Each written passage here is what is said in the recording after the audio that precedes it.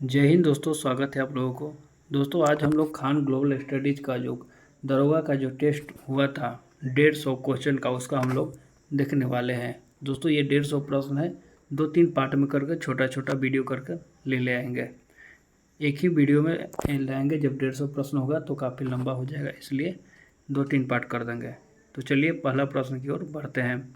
तो पहला प्रश्न है कि भारतीय संविधान में कितने भागों को विभाजित किया। भारतीय संविधान को कितने भागों में विभाजित किया गया है। तो भारतीय संविधान को कुल 22 भागों में विभाजित किया गया है, यानी कि ऑप्शन बी इसका राइट आंसर हो जाएगा। भारतीय संविधान को 22 भागों में। अगला है कि सूची 1 को सूची 2 के साथ सम्मिलित करना है। ठीक है, तो देखिए कि मौलिक अधिकार किस में है। तो मौलिक अधिकार की बात किया जाए तो मौलिक अधिकार भाग 3 में हो जाएगा। मौलिक कर्तव्य की बात किया जाए तो भाग 4A में हो जाएगा। संघ की बात है दोस्तों तो संघ 5 में हो जाएगा और भाग 5 में। और आपातकाल जो है आपातकाल 18 में हो जाएगा, भाग 18, यानी कि इसको आप लोग मैच कर लीजिएगा। ठीक है, अगला प्रश्न की ओर बढ़ते हैं। अगला प्रश्न है दोस्तों कि भारतीय संविधान की निम्न में दी गई अनुसूची में से कौन सी एक राज्यों के नामों की सूची तथा उनके राज्य क्षेत्र का ब्यौरा बताया गया है। तो इसका राइट आंसर की बात की जाए तो ऑप्शन ए हो जाएगा। भारत के पहले अनुसूची में ही बताया गया कि भारत राज्यों का संघ है। ठीक है, अगला प्रश्न है दोस्तों कि सुमिलित नहीं है, ये पूछा गया कि इसमें से कौन सी अनुसूची जो है वो सुमिलित नहीं है। देखिए दोस्तों 8वीं अनुसूची में क्या है, 22 भाषाओं की बात किया गया है, यानी कि ये ठीक है। अगला है दोस्तों कि दूसरी अनुसूची में क्या है। तो दूसरी अनुसूची में शपथ नहीं है दोस्तों, दूसरी अनुसूची में वेतन की बात किया गया है। तो दूसरी अनुसूची में याद रखिएगा कि वेतन, यानी कि यही इसका राइट आंसर हो जाएगा। ऐसे चौथी अनुसूची में राज्यसभाओं का आवंटन ठीक है। और 10वीं अनुसूची में 85वां संविधान संशोधन द्वारा दल बदल कानून की बात किया गया है। अगला है प्रश्न दोस्तों कि भारतीय संविधान के छठी अनुसूची की बात किया जाए तो इनमें से किन राज्यों की जनजातीय क्षेत्र प्रशासन के संबंधित है। तो बताना कि छठी अनुसूची में किससे है, ये बताना है। तो छठी अनुसूची में मेघालय, त्रिपुरा, मिजोरम और असम हो जाएगा, यानी कि ऑप्शन बी यहाँ पर इसका राइट आंसर हो जाएगा। ठीक है, अगला प्रश्न है, छठा प्रश्न है दोस्तों कि संविधान के निम्नलिखित में से किस प्रावधान के अंतर्गत, बताना किस प्रावधान के अंतर्गत भारतीय संसद का नया राज्य बनाने का अधिकार है। भारतीय संसद का नया राज्य बनाने का अधिकार है। तो नया राज्य बनाने का जो अधिकार है वो किस में, ये बताना है। तो नया राज्य बनाने का अधिकार जो है वो 2 और 3 में दोस्तों, 2 और 3 में। 2 में बताया गया कि विदेशी किसी भी देश के या राज्य को हम लोग अपने देश में मिला सकते हैं, जो कि साधारण बहुमत से होता है। और अनुच्छेद 3 में है दोस्तों कि अपना देश के ही किसी भी भाग को तोड़ सकते हैं, ये सब बताया गया है। तो यानी कि ऑप्शन यहाँ पर बी होना चाहिए दोस्तों, ऑप्शन बी यहाँ पर राइट आंसर हो जाएगा। ठीक है, अगला प्रश्न है कि भारत के संविधान के किस अनुच्छेद के अंतर्गत निजता का अधिकार के बताया गया। निजता का अधिकार किस अनुच्छेद के तहत है। तो राइट टू प्राइवेसी, यानी कि ऑप्शन सी हो जाएगा। अनुच्छेद 21 के अंतर्गत राइट टू प्राइवेसी, यानी कि ऑप्शन सी यहाँ पर राइट आंसर हो जाएगा। अगला है प्रश्न कि दोस्तों कि निम्नलिखित में से कौन सुमेलित नहीं है, ये बताना है। कौन सुमेलित नहीं है। तो अस्पृश्यता कांड अनुच्छेद 17, ये तो ठीक है। गिरफ्तारी से निरोध संरक्षक, ये बताना कि गिरफ्तारी से निरोध संरक्षक, तो ये भी ठीक है दोस्तों। गिरफ्तारी से निरोध संरक्षक नहीं 23 में तो अनुच्छेद है। 23 की बात किया जाए दोस्तों तो 23 में बंधुआ मजदूर की बात किया, यानी कि यही होगा। धर्म की स्वतंत्रता ठीक है, 25 ठीक है। और अल्पसंख्यकों के हितों के संरक्षण 29, यानी कि ऑप्शन बी इसका राइट आंसर हो जाएगा। अगला है दोस्तों कि सूची 1 को सूची 2 से सम्मिलित करना है। ठीक है, सम्मिलित करना है। तो देखिए समानता का अधिकार, तो 14 से 18 में है दोस्तों समानता का अधिकार। 14 से 18 में स्वतंत्रता अधिकार बताना है। स्वतंत्रता का अधिकार किसमें है। तो स्वतंत्रता का अधिकार बताना है। देखिए दोस्तों संवैधानिक उपचारों का अधिकार अनुच्छेद 32 में हो जाएगा। धार्मिक स्वतंत्रता का अधिकार धार्मिक स्वतंत्रता अनुच्छेद 25 में हो जाएगा, और स्वतंत्रता अनुच्छेद ये आ गया 19 में। इसको आप लोग मैच कर लीजिएगा। अगला है कि अगला प्रश्न क्या है, ये थोड़ा देख लेते हैं। प्रश्न है कि निम्नलिखित में से कौन सुमेलित नहीं है, ये बताना है कि कौन सुमेलित नहीं है। तो न्याय कार्यपालिका और न्यायपालिका ये दोनों का अलग है, अनुच्छेद 50 यानी कि अनुच्छेद 50 में है। अगला है दोस्तों कि अनुसूचित जाति तथा अनुसूचित जनजाति का शैक्षणिक व आर्थिक हितों की अभिवृद्धि, तो ये भी अगर बात किया जाए तो ये भी ठीक है, अनुच्छेद 46 में इसका बात किया गया है। अगला है कि ग्राम पंचायत यानी कि अनुच्छेद 40 में भी ये भी ठीक है, यानी कि ऑप्शन सी इसका राइट हो जाएगा। सहकारी सोसाइटी का जो उल्लेख है वो 43A में नहीं है। अगला प्रश्न की ओर बढ़ते हैं। अगला प्रश्न भी वही है कि निम्नलिखित में से बताना कि कौन सुमेलित नहीं है। तो राष्ट्रपति का निर्वाचन की बात किया जाए दोस्तों कि राष्ट्रपति का निर्वाचन, तो अनुच्छेद 54 में ये ठीक है। अगला है प्रश्न कि राष्ट्रपति के निर्वाचन की रीति, तो राष्ट्रपति के निर्वाचन तो 54 में ठीक है, लेकिन राष्ट्रपति के निर्वाचन की रीति की बात करेगा तो 55 में ये ठीक है। राष्ट्रपति अध्यादेश जो जारी करते हैं वो 123 के तहत जारी करते हैं, यानी कि डी भी ठीक है। और यही पूछ देगा कि राज्यपाल का अध्यादेश, तो राज्यपाल का अध्यादेश 213 के अंतर्गत होता है।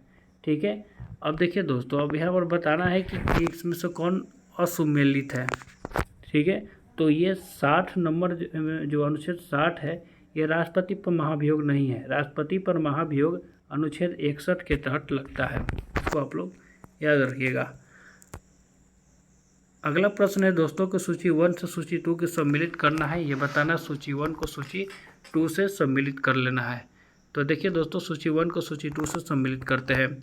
तो वार्षिक वित्तीय विवरण यानी कि बजट के बात किया गया, तो बजट यानी कि 112 अनुच्छेद में किया गया है, यानी कि इसका 1 और 2 हो जाएगा। अगला बताया गया कि अनुपूरक अतिरिक्त या अधिक अनुदान यानी कि 115 अनुच्छेद की बात किया गया, यानी कि 4 यहाँ पर हो जाएगा। तो 2 4 यानी कि इसी तरह से ऑप्शन सी यहाँ पर आ जाएगा हमारा। ठीक है, यही आगे बात कर लेते हैं कि विनय विधेयक, तो विनय विधेयक 114 आ जाएगा, यानी कि 3 ठीक है। और धन विधेयक 110, धन विधेयक की परिभाषा 110 में है। ठीक है, ये भी इसका ठीक है। अगला प्रश्न है दोस्तों कि भारत के संविधान में प्रदत्त हमारे देश का नाम क्या है। तो भारत के संविधान में हमारा देश का नाम क्या है ये बताना है। तो हमारा देश का नाम है इंडिया अर्थात भारत। अगला प्रश्न है कि राज्य पुनर्गठन आयोग का स्थापना कब हुआ था। तो राज्य पुनर्गठन आयोग का स्थापना 1 नवंबर 1956 को हुआ था। 1 नवंबर 1956 को, इसको आप लोग याद रखिएगा, 1 नवंबर 1956 को। अगला प्रश्न है दोस्तों कि भारतीय संघ में सह राज्य के रूप में प्रथम प्रवेश करने वाला कौन सा। तो सह राज्य पहले कौन बना था, तो सिक्किम बना था, और उसके बाद वो राज्य बन गया था। अगला प्रश्न है दोस्तों कि भारतीय संविधान के निम्नलिखित में से कौन सा अनुच्छेद भारत के नागरिकों के विषय में है। तो भारत के नागरिकता के विषय बात किया तो अनुच्छेद 5 से 11 हो जाएगा, जो कि भाग 2 में है। अगला प्रश्न है दोस्तों कि देशीकरण के द्वारा नागरिकता प्रदान करने का आधार है। देशीकरण के द्वारा नागरिकता प्रदान करने का आधार क्या है। तो वंशानुक्रम के आधार पर हो जाता है देशीकरण में, ऑप्शन डी यहाँ पर इसका राइट आंसर हो जाएगा। अगला प्रश्न है दोस्तों कि नागरिकता अधिनियम होगा दोस्तों, यहाँ पर क शायद गलती से हो गया। तो नागरिकता अधिनियम 1955 के अंतर्गत निम्नलिखित में से किसके द्वारा कोई भी व्यक्ति भारत का नागरिक बन सकता है, ये बताया गया है दोस्तों। तो इसका राइट आंसर की बात करें दोस्तों तो जन्म, उद्भव, पंजीकरण, राष्ट्रीय, ये सब हो जाएगा दोस्तों, ये टोटल हो जाएगा, यानी कि 18 के अगर देखें तो क्या हो जाएगा 18 के ऑप्शन ए ठीक है, ऑप्शन ए ही इसका राइट आंसर हो जाएगा, टोटल के अनुसार हो सकता है।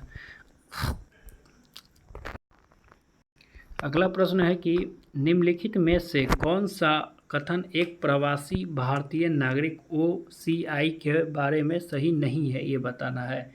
तो OCI के बारे में सही नहीं ये बताना है। तो पढ़ते हैं कि एक OCI किसी दूसरे देश के नागरिक होता है, ये तो ठीक है कि OCI किसी दूसरे देश के नागरिक ही होता है। अगला है कि एक OCI के पास भारत आने के लिए एकाधिकार प्रवेश दीर्घकालीन वीज़ा होता है। ठीक है, दीर्घकालीन वीज़ा होता है। ठीक है, अगला है कि एक OCI सभी मामलों में NRI के बराबर है। नहीं, NRI के OCI बराबर नहीं हो सकता, ये ध्यान रखिएगा। ठीक है, यानी कि ऑप्शन सी ही इसका राइट आंसर हो जाएगा। बताया कौन सही नहीं है, तो ऑप्शन सी सही नहीं है। ऑप्शन डी भी देख लेते हैं कि एक OCI सार्वजनिक रोजगार में अवसर की समानता के मौलिक अधिकार का हकदार नहीं है। ठीक है, मौलिक अधिकार की हकदार नहीं है, यानी कि ये भी ठीक है। तो इसका राइट आंसर सी हो जाएगा दोस्तों।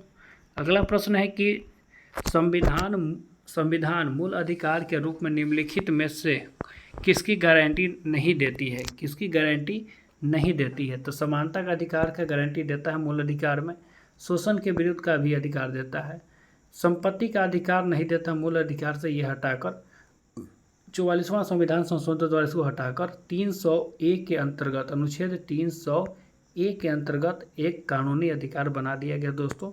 लेकिन व्यापार और कारोबार के अधिकार ये भी हमारा मूल अधिकार में है। अगला है कि वर्तमान समय में भारतीय संविधान के अंतर्गत संपत्ति का अधिकार क्या है? तो यह एक कानूनी या वैधानिक अधिकार है। ऑप्शन बी इसका राइट आंसर हो जाएगा।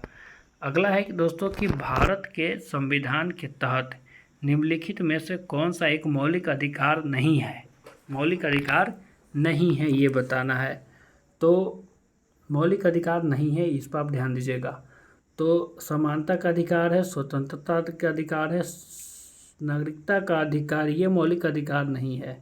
नागरिकता अधिकार मौलिक अधिकार में नहीं है, शोषण के विरुद्ध अधिकार है। ठीक है, अगला प्रश्न है कि बहुत लंबा प्रश्न है, लेकिन इसको शॉर्टकट में देखते हैं कि 14 वर्ष से कम के जो बालक है उसको कारखाना या कोई वैसे जगह पर काम करने से मना जहाँ उसको दिक्कत पहुँचे, तो ये किस अनुच्छेद में है ये बताना, तो अनुच्छेद 24 में हो जाएगा। इसको आप लोग याद रखिएगा। अगला प्रश्न है कि मूल अधिकार से असंगत या उनका अल्पीकरण, मूल अधिकार से अल्पीकरण की बात के मूल अधिकार का अल्पीकरण बताना किस अनुच्छेद में, तो अनुच्छेद 13 में हो जाएगा। अनुच्छेद 13 यानी कि ऑप्शन बी। अगला प्रश्न है कि भारतीय संविधान की मान्यता देता है, भारतीय संविधान मान्यता देता है, किसका मान्यता देता है ये बताना है। तो भारतीय संविधान धर्म और भाषा के अल्पसंख्यकों को मान्यता देता, ऑप्शन सी ही इसका राइट आंसर हो जाएगा। अगला प्रश्न है कि निम्नलिखित में से कौन सी रीट नहीं है? कौन सी रीट नहीं है? ठीक है, तो परमादेश है, बंदी प्रत्यक्षीकरण है, उत्प्रेषण है, पृथकीकरण नहीं है, ऑप्शन डी इसका राइट आंसर हो जाएगा। अगला प्रश्न है दोस्तों, और यही आज का लास्ट प्रश्न रखते हैं। अगला वीडियो में और भी आगे का प्रश्न हम करेंगे। मूल अधिकार को परिवर्तित करने के लिए रिट जारी कर सकता है। रिट कौन जारी करता है? तो राष्ट्रपति नहीं करते हैं, जिला न्यायालय भी नहीं करते हैं, केवल उच्चतम न्यायालय, ऑप्शन सी इसका राइट आंसर हो जाएगा। ऑप्शन सी नहीं, केवल उच्चतम न्यायालय नहीं करते हैं, उच्चतम और उच्च दोनों न्यायालय करते हैं। उच्चतम न्यायालय और उच्च न्यायालय दोनों करते हैं। ठीक है, यानी कि एक अनुच्छेद 32 के तहत करते हैं और एक 126 के तहत करते हैं। इसको भी आप लोग याद रखिएगा। तो ठीक है दोस्तों, मिलते हैं अगले वीडियो में, तब तक के लिए जय हिंद, जय भारत।